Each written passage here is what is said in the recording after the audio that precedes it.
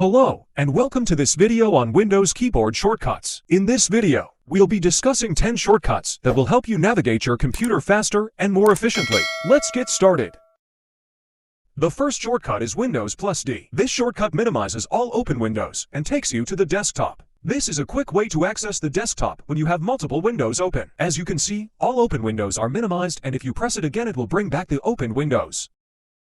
The second shortcut is Windows plus E. This shortcut opens File Explorer, where you can access and manage your files and folders. The third shortcut is Windows plus L. This shortcut locks your computer, so you can secure it when you're away from your desk.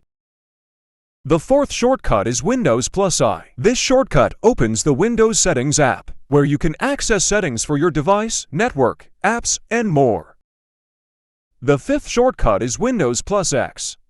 This shortcut opens the Quick Link menu, where you can access various system tools such as the Command Prompt, Task Manager, and Control Panel.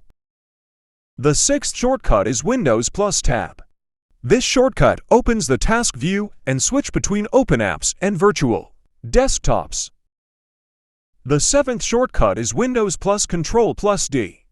This shortcut creates a new virtual desktop. The eighth shortcut is Windows plus Control plus F4. This shortcut closes the current virtual desktop. As you can see down below, the desktops are being closed.